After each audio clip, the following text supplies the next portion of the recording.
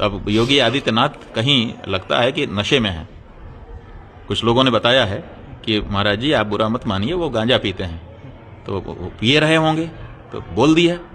हम इसकी वस्तुस्थिति नहीं जानते हैं, लेकिन इस समय जो लोग आके बता रहे हैं, अलग अलग तरह से बातें बता रहे हैं, तो अगर वो गांजे के नशे में ये बोल रहे हैं तब तो फिर नशा ही को दोष दिया जाए, उनको क्या दोष दिया जाए।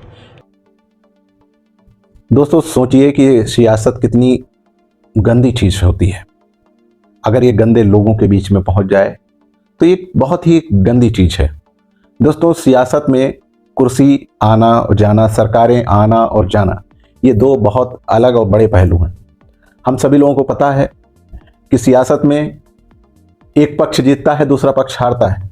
लेकिन हम जब किसी बड़े पद पर आसीन हो जाते हैं, किसी बड़े पद पर बैठ जाते हैं, तो हम सभी लोगों के लिए एक उत्तरदायित्व तो बनता है कि हमारी जितनी भी जनता है हम उसकी सेवा भाव से करें, बराबर से करें, समान रूप से करें, एक समान दृष्टि से देखें। दोस्तों इसी तरीके का एक बहुत ही बड़ा सच भी सामने आया है और ये आरोप है स्वामी अवमुक्तेश्वरानंद जी के ऊपर।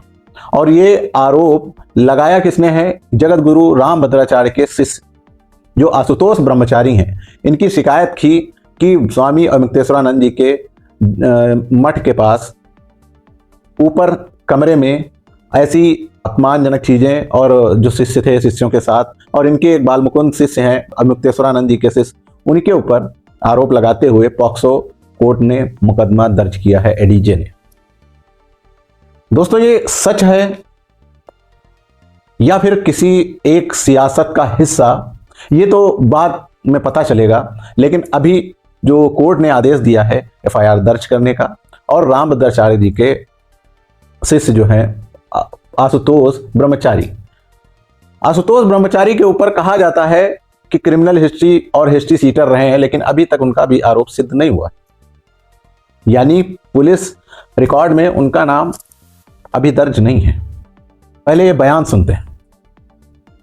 ऐसा है कि न्यायालय की एक अपनी प्रक्रिया है। तो आशुतोष नाम के एक व्यक्ति ने न्यायालय के सामने एक बनावटी केस रखा था। अब उस बनावटी केस में ये केस बनावटी है, ये हम लोगों ने न्यायालय को बता दिया कि ये पूरी तरह से फर्जी, फैब्रिकेटेड और दुर्भावना से बनाया गया केस है। तो अब न्यायालय का जो प्रोसीजर है वो ये है कि पहले उसको दर्ज करेंगे, फिर उसकी जांच करके गवाही साखी लेकर के उसका निस्तारण करेंगे। तो उसी प्रक्रिया में इसको आगे बढ़ाया गया है, कोई बाधा की बात नहीं है। आप लोगों ने देखा होगा कि अवमुक्तेश्वरानंद जी का सीधा सीधा प्रहार है सरकार पे, योगी आदित्यनाथ पे। उन्होंने कहा कि हम योगी आदित्यनाथ तो हैं नहीं जो अपने मुकदमे वापस ले लें, हम लड़ेंगे।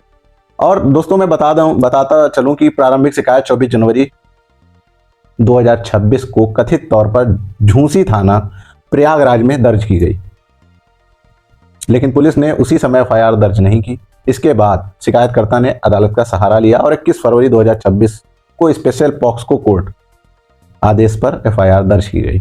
आगे क्या सच आता है, क्या झूठ आता है, किस तरीके की चीज़ें होती हैं, उन सभी मामलों से हट के एक बात जरूर कहना चाहूँगा कि आप खुद सोचिए, ये अगर सियासी चाल है तो इससे बेकार और घटिया किस्म की हरकत, ओछी हरकत कुछ नहीं हो सकता। सियासत अपनी जगह, धार्मिक उन्माद अपनी जगह, धर्म अपनी जगह।